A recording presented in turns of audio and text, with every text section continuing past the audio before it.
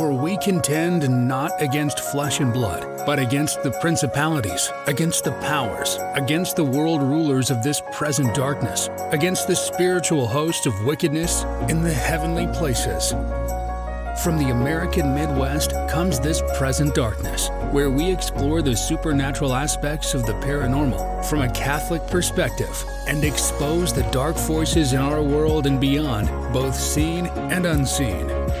Now, here's your host, historian, paranormal investigator, author, and ghost lorist, Ursula Bielski.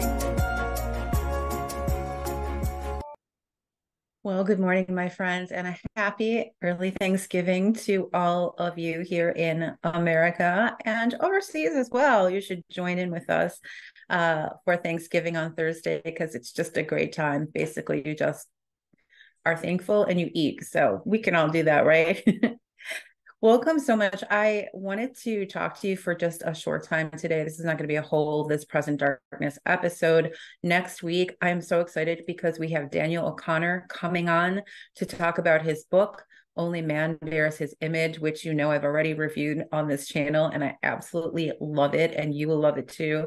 So we're going to have Daniel on next week, and that's going to be a long episode. But today I want to just talk to you a little bit for Thanksgiving about one of my all-time favorite people in history, and that is the Native American named SQUANTO, otherwise known as SQUANTO. You know, I have always been fascinated with the story of SQUANTO. In fact, when I was doing my crafts, I had this craft frenzy this fall. I made these little little votive candle shrines for Thanksgiving. I made one with the Pilgrims and I made one with SQUANTO. So I'm a little obsessed with SQUANTO. SQUANTO was part of the Patuxet tribe in what is now the Plymouth, Massachusetts area, Chatham, Massachusetts area. And he had a really tragic life. It's really kind of crazy. He was kidnapped in 1614 by an English trader named Thomas Hunt, who he lured a bunch of Native Americans on the eastern coast of the United States with the promise of being involved in his trade. And then he ended up selling them into slavery in Spain, including SQUANTO. SQUANTO, according to the story, was given his freedom by a group of Spanish friars. But in Spain, he started to learn about the Christian faith, and that was something that always stayed with him. And when he got free of Spain, he went to England and he learned English and learned English customs and continued to be fascinated with the Christian culture in England as well. So after a number of these years in slavery and also in freedom overseas, SQUANTO gets a chance to come back home to the United States to his tribe in the Patuxet tribe near Plymouth. This is right on Cape Cod. So he gets signed on as an interpreter with this trader. You think he'd be suspicious of these English traders by now, but I guess not. So he gets on the boat, they sail across the ocean, and they get to the American shore. And when they arrive, the Wampanoag tribes attack the ship, and they end up killing a lot of the Englishmen on board. Some of them did escape, but they don't kill SQUANTO. They take him into captivity. And when he is imprisoned, SQUANTO learns that in the 2 years from 2 years prior, his entire tribe, the Patuxet tribe, has been decimated by the European plagues. So he's completely alone. He has absolutely no one to go home to, and he's in captivity with Wampanoag. So his arrival back here home in the United States dovetails with the arrival of the Pilgrims in the fall of 1620. As you may probably know, the Pilgrims were a group of separatists in England. They were very disillusioned with the excesses of the Anglican Church. They wanted to be separate from the Anglican Church, but not separate from England. They loved England. They loved being English. They wanted to be English, but they did not want to be under the mandates of the king, which often included imprisoning or even killing people that were not part of the Church of England. So they first fled to the Netherlands, and they lived there for a while, but they didn't like having to sort of conform to, being Dutch. They didn't want to be Dutch. They wanted to be English. So they decided to make a try to go and live in the New World, where there were of course, the English colony at Jamestown was, getting underway. So they thought, we'll go to Virginia in America, and we can live there with other English people as English people, but the king's not. It's going to be a much freer society where we can worship as we want and be on our own, even though we're English. So they get all their money together, and it wasn't really that great in their minds. William Bradford was one of the leaders of them even then, and he became, of course, governor when they got to Massachusetts. But William Bradford, along with the rest of them, Pilgrims call themselves the saints, and they felt these other people that were not pilgrims were strangers. And the thought of traveling across the seas for months with these strangers that were not part of their church was a daunting prospect. Strangers weren't so hot about it either, but they all had one goal in common. They wanted to get to America. So in the fall of 1620, this little rundown ship arrives in Plymouth Harbor in England. And it was clear to everybody that the ship was not prepared for this journey, especially with this winter encroaching. But everybody gets on the ship and they start the voyage, and it's a totally miserable nightmare, as you can imagine. We've heard all the horror stories about these kinds of passages. But they arrive on the coast of America. I keep saying the United States. That's up for a long time. They arrive on the coast of America, and the storms are so bad, their navigation is all thrown off, and they arrive not in Virginia, but in Cape Cod, and they basically wash up on shore there. Things are so difficult on the journey over that the strangers and the crew, it's like mutiny, and they say, when we get to America, we're gone, we're done, we're out of here. And William Bradford knew that with the winter coming on and in this wilderness, that they would have to stick together in order for any of them to survive.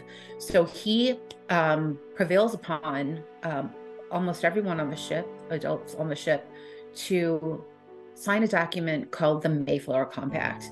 And this is one of the first instances of self-government that becomes, of course, the center of the American identity. And it's an agreement that they will live in peace and rule together. So you have even then, 1620, you had people from vastly different religious beliefs, cultural beliefs, promising to live together in peace for the good of everybody. So it's pretty cool. So anyway, they get to Cape Cod. They bond together for the winter, but this ends up being what's known as the starving time, where a huge portion of the pilgrims die during starvation and freezing conditions in the winter time. And when the spring comes, there's only 4 women left, and from everybody that got off the ship. And even their first governor that they elected on the ship, John Carver, has died during the starving time. As the spring planting starts, they're completely clueless. They don't know what to do. They don't know what's happening. They don't know how to plant here. They don't know what crops will thrive here. And on top of this, they're surrounded by Native Americans, and they're scared to death. They had already gotten into a scuffle with Native Americans when they landed.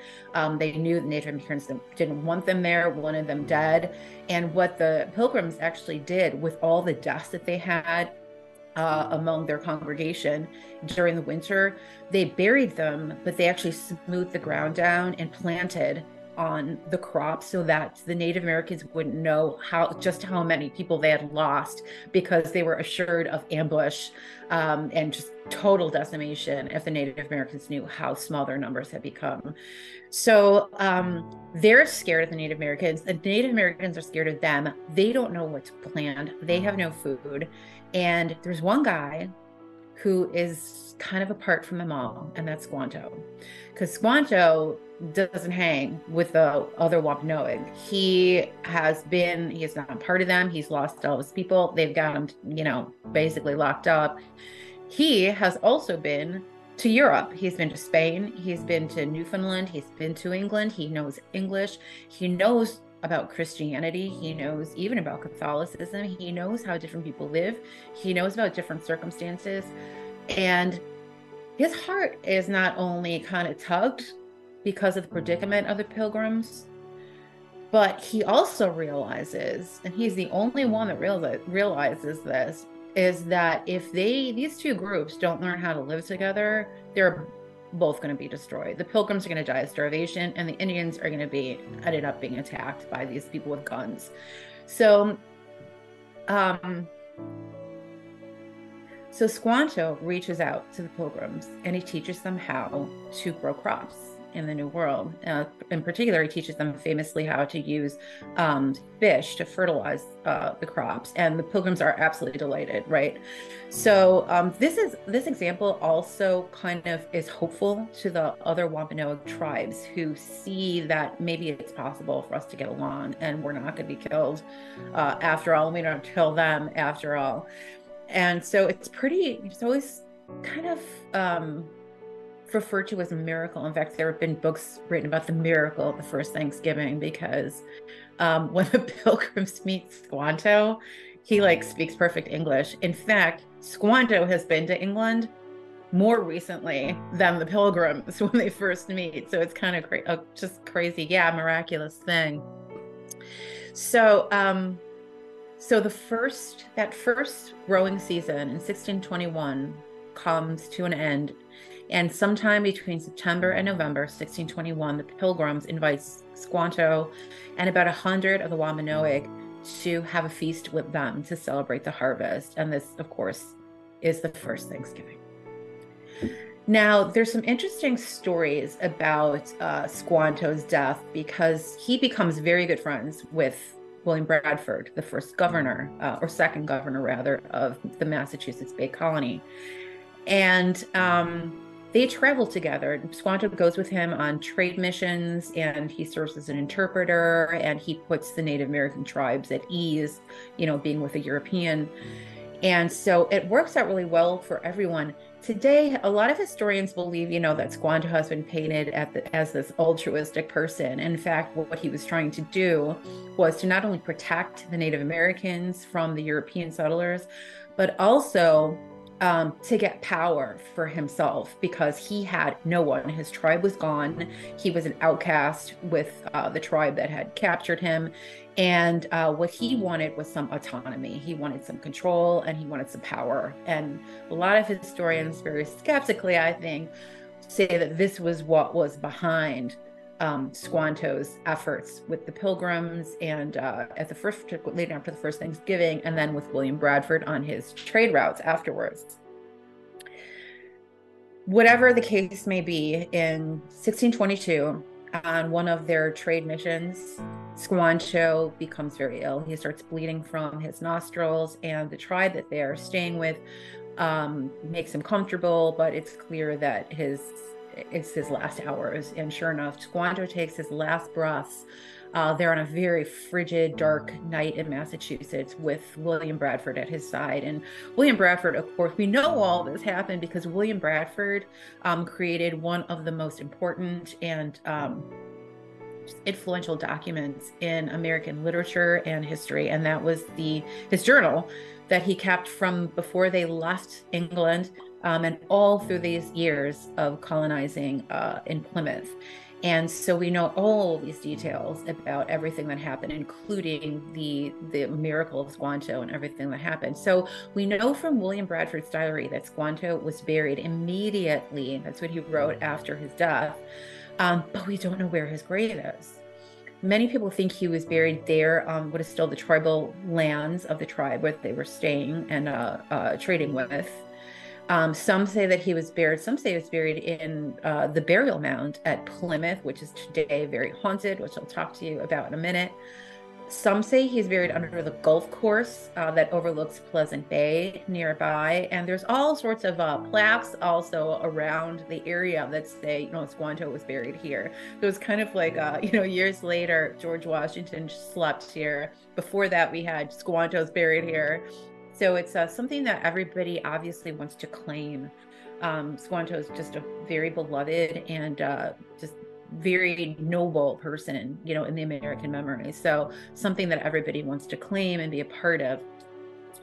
Now, in 2011, archaeologists discovered this Native American burial, and it was obviously a Native American. He had items buried with him that demonstrated that he was Native American, but he wasn't buried as a Native American. Native Americans were buried in like a fetal position and not facing east as Christians are. But this particular Native American was buried facing east, and he also was buried flat. So he was either in a shroud or in a coffin of some sort. They believe a wooden coffin that was long gone.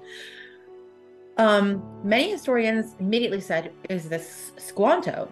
Because Squanto, right before his death, asked William Bradford, please ask the pilgrims and please you pray for me because I want to go to the God of the Englishmen when I die. So Squanto died a Christian.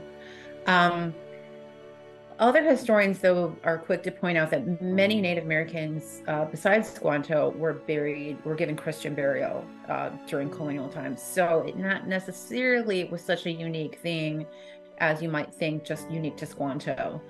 So we may never know where Squanto's grave actually is.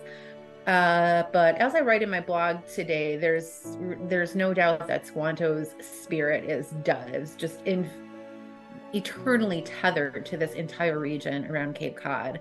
And of course, he's part of the haunting lore of the area. And looked a little bit into the ghosts of Plymouth. And I'm going to drop in the comments a couple of books, not only about Squanto and the Pilgrims, but also one about haunted Plymouth that I think is really good for people interested in ghost stories. And one of the most haunted places in Plymouth is a place called Burial Hill. And this is the ancient cemetery there where many of the Pilgrims to the Mayflower are buried, including Governor William Bradford. There's also other burials there that are just insane. Like there's a huge mass grave of 70 men who froze to death on deck of their ship the day after Christmas in 1778 during the Revolutionary War. One of the most gruesome mass deaths in American maritime history. And you can see that grave there when you visit there today. Their spirits, as you can imagine, are said to still haunt the grounds. Perhaps these men are still looking for prayers today. So I'm going to ask you to remember them in case they're still in need of prayers, even though it's many years later. Sometimes that happens, I guess. Hope it doesn't happen to me. I hope it's not hundreds of years. But anyway, I digress. But Squanto is sometimes believed to be one of the ghosts at Burial Hill. There have been for generations people seeing what they describe as a Native American dressed in buckskin, who is sort of like a sentinel of the burying ground. And if there's people vandalizing or things like that, he's often associated with those kinds of events where someone's trying to desecrate the graves or the cemetery. And, this is seems like a romantic story that the ghost of Squanto would be there, protecting the pilgrims because he always looked out for them, during that, after the starving time, helping them to get on their feet. But when I looked into the details of these encounters with this Native American, it seemed to be something quite different than a human spirit, because people who say that they've seen the spirit actually look at them, or this entity look at them, say that the entity has no eyes. And this immediately set off bells in my head. I always talk about the late Jesuit exorcist Malachi Martin, who is from Ireland. And he said there's an old Irish legend, folktale, truth, where people say that when a spirit appears, when a demon appears in a human form, it can't, or an animal form, it can't appear as a perfect imitation of a human or an animal, something that God created, because God doesn't allow that. So God allows demons to appear in imperfect representations of people or animals, or even objects, when we talk more about UFOs, spaceships, whatever, later, as we do all the time come back to on the show. But we'll talk more about that next week with Daniel for sure.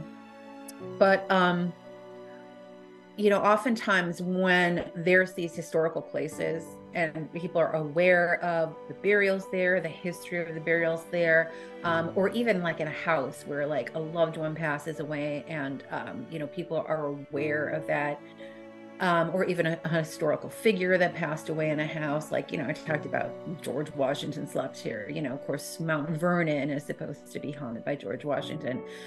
So the theory that we get from a lot of demonologists is that when our loved ones pass away, demons take that opportunity to ape the person who died and appear to be the spirit of that person in order for us to try to get us to interact with them, to start using occult means to get involved with them, things like having seances, talking to mediums, using Ouija boards and stuff like that. And that's the way that they draw us into that whole occult world that is so beneficial to the demonic, the diabolical. So, I learned this lesson the very hard way when my mom passed away. And a good friend of mine, Ralph Searchy, who is the demonologist and a former New York police sergeant who was the inspiration for the Hollywood film Deliver Us from Evil.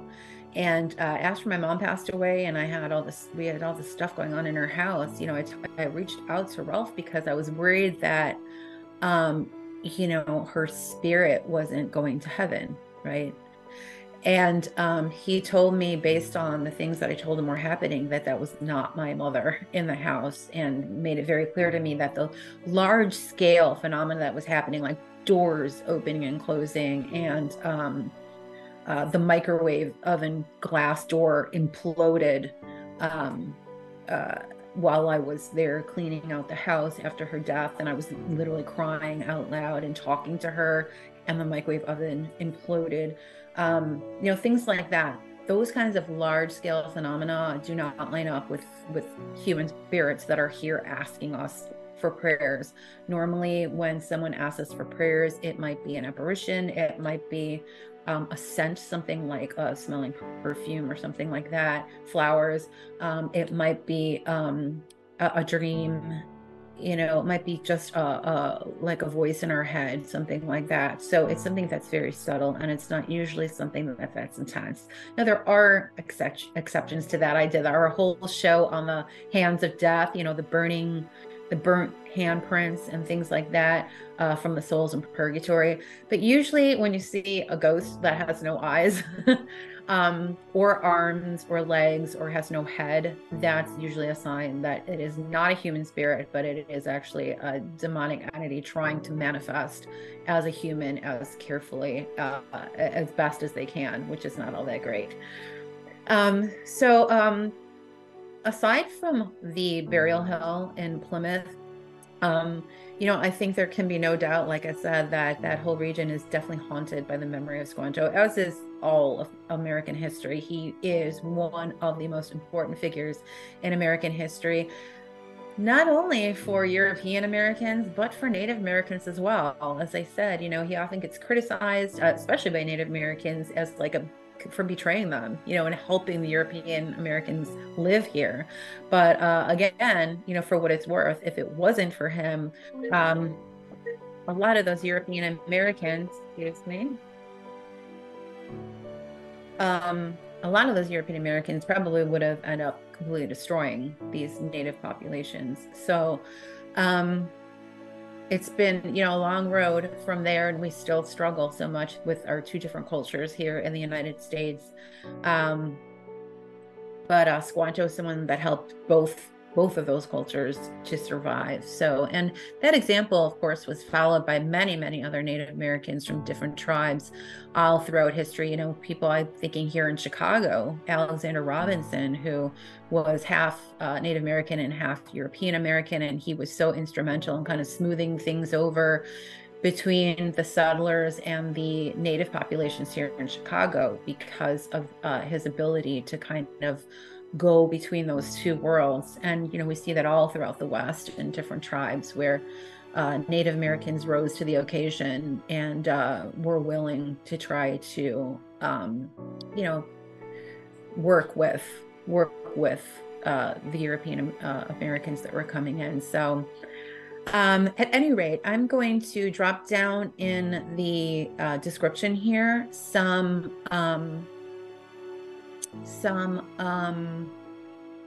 recommendations for a few books, and including a children's book about SQUANTO, which is excellent, and also a documentary that was done by PBS on the Pilgrims, which I found last year and which is really good.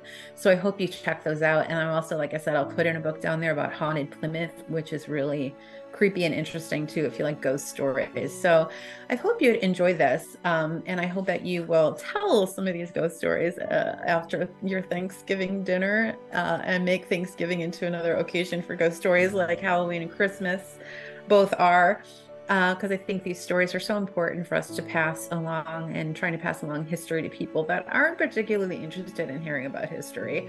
The ghost stories always kind of make people sit up and listen a little bit more closely to what you have to say about history. I promised I was going to give something away in this video, and I'm going to give away, I've got a set of our pins, our collectible pins. I started this earlier this year. I'm going to go back to doing these in January monthly. These are our Pray for Ghosts pins, World of Supernatural pins, and each one is an acrylic pin with one of those like little tiebacks, and it's got a story card with it, and each pin is of a haunted location or a ghost story around the world, and with a little encouragement to pray for any souls at these locations. And so this is the Black Dahlia, Elizabeth Short. We've got the Summerwind Mansion in Wisconsin, Kilman Jail in Dublin, and the famous Raynham Hall in England. So in order for a chance to win these, I want you to do one thing for me. Down in the comments, tell me how you like this video, and tell me what's your favorite thing to eat at Thanksgiving. If you're not American, tell me what you've always wanted to eat at a Thanksgiving dinner, like the thing that you hear about Thanksgiving dinner that most fascinates you and you most want to try. So, oh my gosh, by the way, there's this channel on YouTube. It's like these two English guys that they go to like prep schools in England, and they have like English kids try American food. It's so funny. They did a Thanksgiving one, and they gave these kids they gave them like the sweet potato casserole with the marshmallows on it, and they're like, "Oh, this is great. This is a dessert, right?" And they're like, "No, it's not a dessert." And they're like, "What is happening?" But it was so funny. I'll have to try and find the link to that and put it down in the description, because this show just makes you laugh out loud. They also travel around the United States and they try like American restaurants. They went to the rodeo and tried all the fair food. It was just really funny. But again, I digress. Anyway, thanks for being here. I hope you have a wonderful, blessed Thanksgiving, and be sure to check out the blog that I was at, an extensive blog I wrote about this. It's called Death, Demons, and Miracles, and it's all about the first Thanksgiving.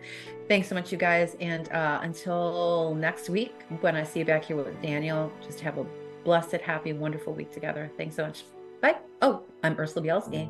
Remember to pray for ghosts.